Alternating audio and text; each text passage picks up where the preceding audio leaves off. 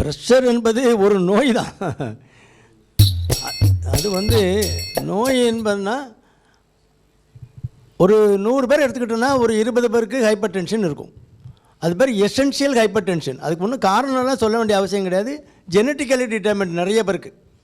அப்பாவுக்கு ப்ரெஷர் இருந்தால், அம்மாவுக்கு ப்ரெஷர் இருந்தால், யாரோ ஒரு ஆள் அவங்க பாசமாக இருக்கவங்க சொத்தை எழுதி போடுற மாதிரி போட்டுருவாங்க. அது எவ்வளோ காலம் கழித்து நமக்கு எஃபெக்டிவ் வருது, என் காலத்துக்கு அப்புறம் உனக்கு இந்த சொத்துன்னு சிலர் எழுதி போடுவாங்க, சிலர் செட்டில்மெண்ட் முடித்து இப்போமே நீ அனுபவிச்சுன்னு விட்டுருவாங்க. அதே மாதிரி அது எவ்வளோ காலம் கழித்து வருதுங்கிறது நம்ம கையில் இருக்குது. எல்லாமே இது டயபெட்டிஸோ ஹைப்பர் டென்ஷனோ ஜெனட்டிக்கலி டிட்டர்மெண்ட், மரபு கூறுபடி நம்ம உடம்புல இருக்குது. அது லோடட் கன் தான்.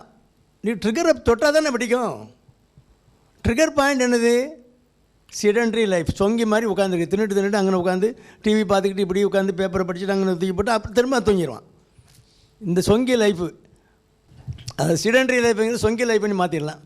அப்புறம் ஹை சால்ட் டயட்டு, நிறைய உப்பு போட்டு தான் நம்ம எல்லாம் ப்ராசஸ்டு ஃபுட் எல்லாமே சால்ட்டு, நிறையா உப்பு சேர்த்துக்கிறது. அதுவும் போக வெயிட்டு, நமக்கு ஒரு பாடினா ஒரு ஹைட்டுக்கு தகுந்த மாதிரி வெயிட் இருக்கணும். அது இளம் வயசுலேயே அந்த ஒரு அவேர்னஸ் வரணும்.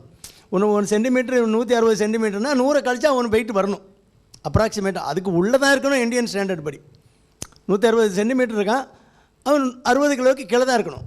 அதுதான் ஸ்டாண்டர்ட் வெயிட்டு. அதை 0.8 பெருக்கணும். அப்போ என்ன வரும்? 6 48 கிலோ தான் வரும். இவ்வளோ தான் இருக்கணும். நம்ம இருந்தால் இந்த லைஃப் ஸ்டைல் டிஸார்டர்லாம் வராது. ஹைப்பர் டென்ஷன் வராது, டயபெட்டிஸ் வராது. அது ரிலேட்டடாக அடுத்தால வர்றது ஹார்ட் டிசீஸு நோயெல்லாம், இருதய நோயெல்லாம் யங் ஏஜில் வராது. 65-70 வயசில் வரட்டும். ரிட்டையர்மெண்ட்டுக்கு அப்புறம் எங்கள் அப்பனுக்கு சோம்பில் அந்த பக்கவாதம் அங்கே கொண்டு போட்டிருக்கேன்பா. உழைச்சிக்கிட்டு இருக்கும்போது நம்மளே படுத்துக்கிட்டா அது வராது. அந்த அந்த ப்ராப்பர் ஸ்லீப்பு கரெக்டாக அந்த 6 மணி நேரம் 7 மணி நேரம் தூங்குறது, இந்த ரெஸ்ட்டு இதெல்லாம் இருந்து அந்த நம்ம வெயிட்டை கரெக்டாக வெயிட் மெயின்டைன் பண்ணி ஃபிசிக்கல் ஆக்டிவிட்டி மெயின்டைன் பண்ணி கொண்டு வரான்னா இந்த ஹைப்பர் டென்ஷன்லாம் வர்றதுக்கு யோசிக்கும். இந்த பைப்பில் நடந்துக்கிட்டே இருக்கான், இவன் பின்னால் போவா, அவன் போகிற ஸ்பீடுக்கு நமக்கு போக முடியாதுன்னு பேசாமல் உட்காந்துருக்கும். அடுத்த ரவுண்டு வந்தீங்களான்னா நம்ம அதுக்குள்ளே வேகமாக போயிருப்போம். அதனால் அது வராது, நம்ம பின்னாலே வராது. அந்த அவேர்னஸ் சின்ன வயசுலேயே வரணும். அதுவும் ஃபேமிலி ஹிஸ்ட்ரி இருக்குது. அவங்க அப்பாவுக்கு 50 வயசில் ஒரு ஹார்ட் அட்டாக் வந்துன்னா அவன் என்ன அலர்ட்டாக இருக்கணும். சுகர் வந்துடாமல் பார்க்கணும், ப்ரெஷர் வந்துடாமல் பார்க்கணுன்னா பிபியை தான் கேட்டார் இவர். இது எசென்ஷியல் ஹைப்பர் டென்ஷனுங்கிறது 120 பேருக்கு இருக்கும். அதை நீங்கள் பீரியாடிக்கலாக ஒரு 30 வயசுக்கு மேலே செக்கப் பண்ணி அந்த டார்கெட் வேல்யூ இருக்குது. 130 மேலே இருக்கணும், கீழே 80 இருக்கணும். இதுக்கு கீழே அதுக்கு உள்ளே தான் இருக்கணும், அடங்கி இருக்கணும். அதுக்கு கீழே இருந்தால் காம்ப்ளிகேஷன் வராது. எக்ஸாம்பிள் என்ன எடுத்துங்கன்னா, எனக்கு 25 வயசுலேருந்தே பிபி இருக்குது. மருந்து போடாமல் விட்டால் 180 190 போகும். ஆனால் மருந்து போட்டு மூத்தவளை நீ இவ்வளோ தான், உனக்கு இவ்வளோ தானே வேணும், இந்த மாத்திரையை போட்டேன் நீ இவ்வளோ தான் இங்கே இரு அப்படின்னு அடக்கி வச்சுக்கணும். 130 70க்கு மேலே போகவே போகாது. எப்போ எங்கே போய் செக் பண்ணாலும் போகாது. அந்த ஹைப்பர் டென்ஷன் அந்த கண்ட்ரோலுக்குள்ளே இருந்தால் எல்லார மாதிரி நம்ம வாழலாம். ஹைப்பர் டென்ஷனை பற்றி கண்டுக்கிறதே இல்லைன்னா நம்ம குடுமி அதுக்கிட்ட. ஃபஸ்ட்டு காம்ப்ளிகேஷன் ஸ்ட்ரோக் தான். இவர் சொன்னார்ல, பக்கவாதம் தான் ஃபஸ்ட்டு காம்ப்ளிகேஷன். 2வது கிட்னி டேமேஜ், 3வது ஹார்ட். ஃபஸ்ட்டு ஸ்ட்ரோக் வராமல் இருக்கணும்னா ஹைப்பர் டென்ஷன் கண்ட்ரோலில் இருக்கணும். இவருக்கு என்ன பண்ணுங்க, கண்ட்ரோல் இல்லாத பிபி என்ன ஆச்சுது, ஒன்று இரத்த குழாயில் வெடிப்பு வரும், ரத்தம் கசிஞ்சு மூளையில் ரத்த கசி வந்தால் என்னாகும், மூளை என்ன க்ளோஸ்டு கம்பார்ட்மெண்ட்டு, சிரட்டமாக தானே இருக்குது, அது எக்ஸ்பேண்ட் ஆகாது.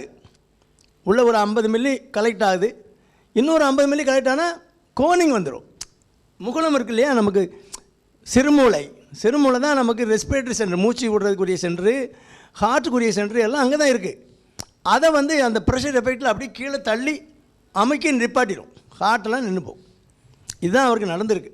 அது கோனிங் எஃபெக்டும் போகும். அது ஒரு 20 மில்லி தான் கலெக்ட் ஆகலாம் அந்த க்ளோஸ்டு கம்பார்ட்மெண்ட்டு பிரெயினில். 50 மில்லி 100 மில்லின்னு கலெக்ட் ஆச்சுன்னா அவ்வளோதான், முடிஞ்சு. இவ்வளோதான் வாழ்க்கை. இதில் கிடந்து ஆடுறானுங்க ஆட்டம், தலை கீழே நிற்கிறானுங்க. சிலவன் ப்ரெஷர் இருக்க வேணே குதிப்பான், பாருடாமா அப்படியே உட்காந்து. நான் அப்படிலாம் ஆள் பார்த்துருக்கேன். பாரு, அவன் அண்ணன் தம்பிக்குள்ளே தான் சண்டை, அண்ணன் தம்பிக்குள்ளே சண்டை, சொத்து பிரச்சனை தான். பாருடா நீ என்னடா நினச்சிக்கிட்டு இருக்க, தம்பி உனக்கு ஹார்ட் ப்ராப்ளம் இருக்குது, நீ சத்தம்லாம் போடக்கூடாது அப்படின்னு சொல்லிட்டு தான் இருக்காங்க பக்கத்தில்.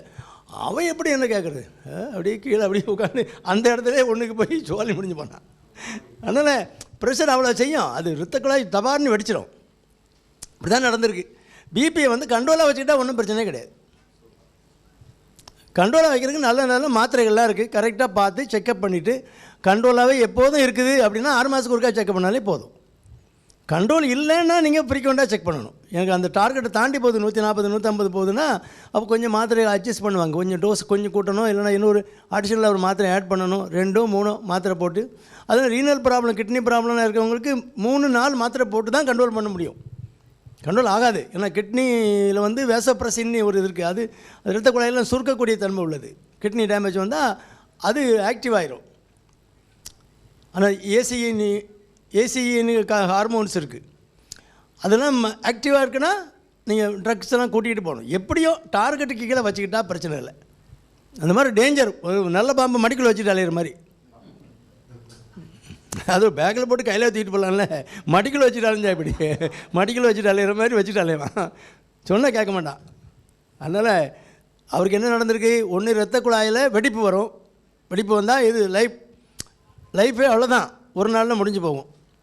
அது அந்த மேசிவ் லெவலில் அட்டாக் இருந்தாலும் நம்ம சொல்லிடலாம் இது ஒப்பேராத கேஸுன்ட்டு. சில இடங்களில் இரத்த குழாயில் அடைப்பு வந்து ரத்தம் உறைஞ்சி ஸ்ட்ரோக் வரும். அது இஸ்கெமிக் ஸ்ட்ரோக். அந்த பக்கம் அதுக்கு அந்த பக்கம் சப்ளை போகாது.